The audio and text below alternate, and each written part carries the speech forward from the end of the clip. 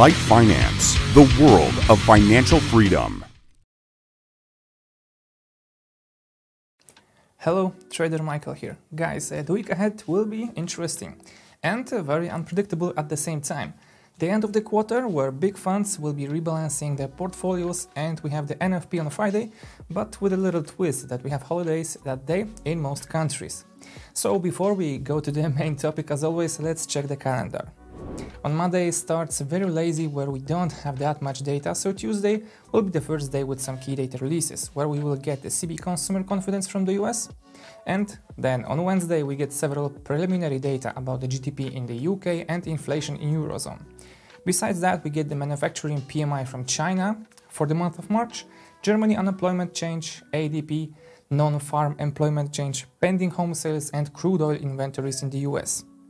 On Thursday we get a Tenkan Large Manufacturers Index from Japan, retail sales from Australia, PMI from Germany, UK, US and another one from China. And on Friday, as always, the first Friday of the month, the NFP, and it will be a holiday for many countries, including US, UK and Germany. So, let's begin maybe with the Euro-USD 4-hour chart. We could clearly see an upside potential thanks to the harmonic pattern, which is a combination of two most popular ones, the Gartley and BAT.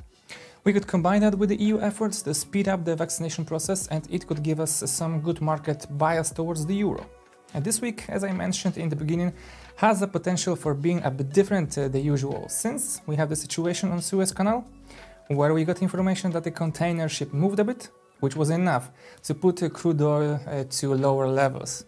We read further that it is still stuck, so you can see that this asset still will be more volatile, and it is time maybe to adjust strategies that works on bigger daily and weekly ranges.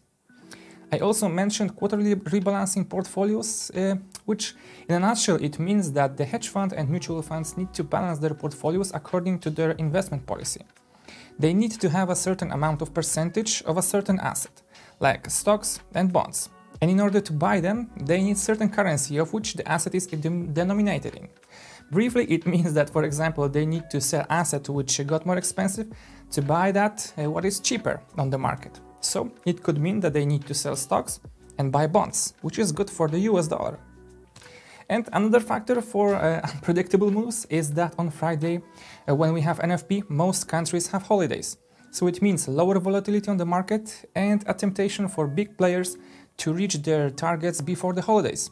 So the closer the weekend, the more likely for non-logical moves to appear. And don't get me wrong, the market is always unpredictable, but sometimes it can retest your level and kick you out of the position too many times before the actual run in the right direction. And these are the moments which are most often used because it is easy to justify that move. So that is all for today. Good luck trading this week, and till next time guys, take care.